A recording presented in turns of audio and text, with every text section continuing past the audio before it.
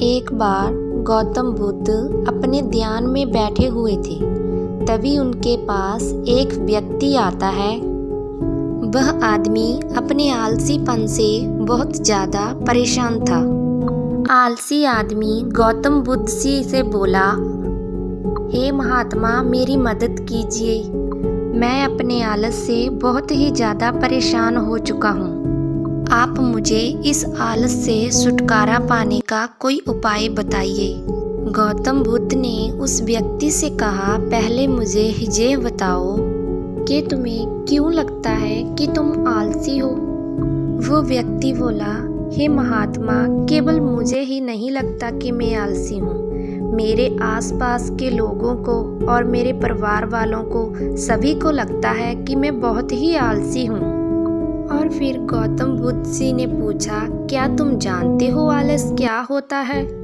आलसी व्यक्ति बोला, नहीं, मैं नहीं जानता हूँ कि आलस क्या होता है। बस मैं इतना जानता हूँ कि आलस बहुत ही बुरी चीज़ है। इसकी वजह से मुझे बहुत ही नुकसान हुआ है अपने जीवन में। गौतम बुद्ध बोले, जिस परेशानी से तुम छुटकारा पाना चाहते हो, पहले उसके बारे में पूरी जानकारी लोगे तो उस परेशानी से छुटकारा पाना आसान हो जाएगा। आलसी व्यक्ति बोला, हे भगवान, इतनी बुद्धि तो मेरे में नहीं है। आप ही मुझे इस समस्या के बारे में जानकारी दीजिए। गौतम बुद्ध बोले, आलस एक मानसिक अवस्था है, एक विचार है जिसे हम जाने अनजाने में खुद ही जन्म देते हैं। आलस दो कारणों से ही जन्म लेता है, एक है शारीरिक और दूसरा है मानसिक। शारीरिक कारणों में से पहला कारण है गलत तरीके का भोजन।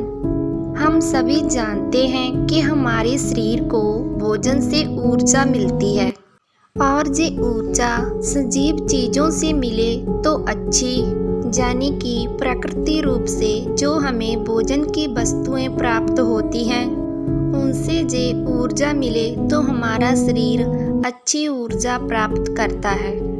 इससे उलट यदि हम निर्जीव वस्तुओं से ऊर्जा प्राप्त करते हैं तो ये हमें आलस की ओर लेकर जाती हैं।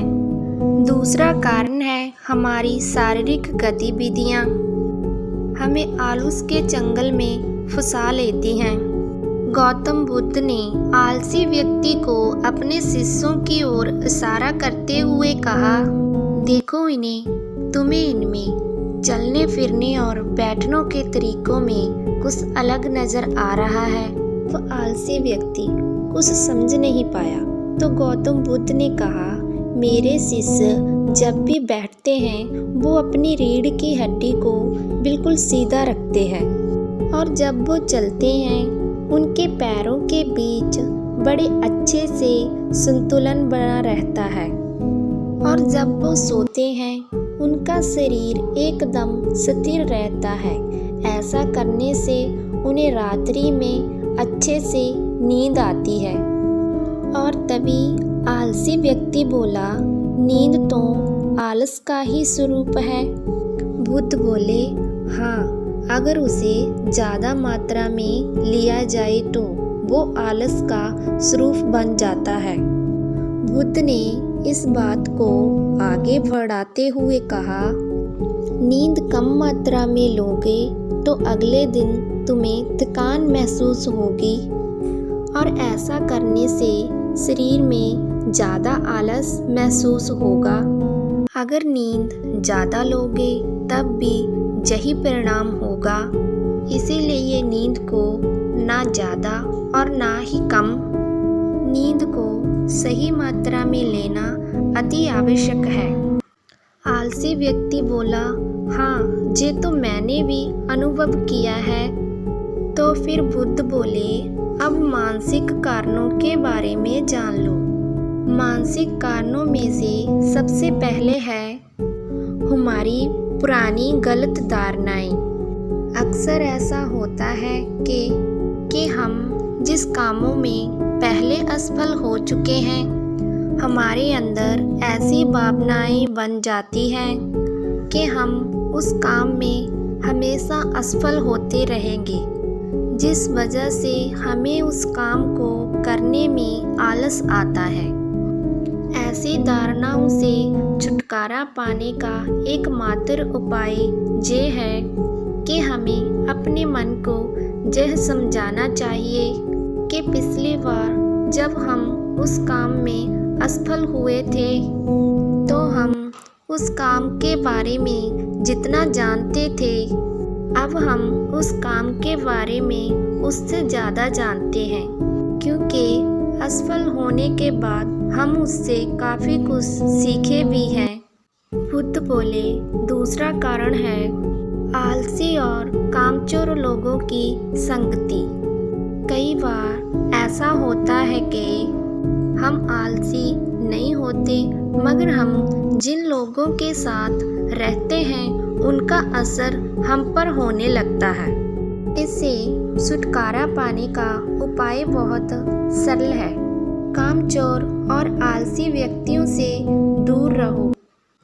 ऐसे व्यक्तियों की संगत में रहो जो अपने काम को बड़ी लगन से करते हैं और तुम्हें कुछ सिखा पाएं। गौतम बुद्ध ने तीसरा कारण बताते हुए कहा, यह कारण आलस के लिए सबसे बड़ा कारण है। अपने काम को कल पर टालते रहना। यह कारण इतना शक्तिशाली है कि किसी भी व्यक्ति को बर्बाद कर सकता है। इससे बचने का सबसे आसान उपाय यह है, जो काम जितनी जल्दी संभव हो उतनी जल्दी कर दिया जाए। गौतम बुद्ध ने आलसी व्यक्ति से एक सवाल पूछा, मान लो तुम किसी रेगिस्तान में फंस गए हो और तुम्हें प्यास लगी है, और फिर तुम क्या करोगे? आलसी व्यक्ति बोला, मैं जल्दी ही रेगिस्तान के आसपास किसी गांव की तलाश करूंगा, या फिर ऐसी जगह की तलाश करूंगा जहां पर मुझे पानी मिल सके। और फिर गौतम बुद्ध बोले, अगर तुम्हें काफ़ी देर ढूंढने पर भी पानी ना मिले तो तुम क्या करोगे? आलसी व्यक्ति बोला, मैं तब भी अपनी तलाश जारी रखूंगा, क्योंकि ऐसे समय में मेरे पास कोई और विकल्प तो होगा ही नहीं। गौतम बुद्ध बोले, बिल्कुल सही। यही है मानसिकता का आलस का चौथा कारण। किसी भी निश्चित लक्ष्य का ना होना, यह भी आलस की ओर लेकर जाता है। अब सुनो आलस के 5वें कारण के बारे में। गौतम बुद्ध बोले कि सोचो, तुम्हारे पास सोने के काफ़ी सारे गहने हैं जो तुम्हें एक जगह से दूसरी जगह पर लेकर जाने हैं, और तुम चलते चलते थक जाते हो और किसी पेड़ के नीचे बैठ जाते हो, और तभी तुम्हें तुम्हारी तरफ आ रहे दूर से दौड़कर डाकू दिखाई देते हैं। क्या तब भी तुम आलस करके वहीं पर बैठे रहोगे, या ऐसी परिस्थिति में वहां से उठकर दौड़ने लगोगे?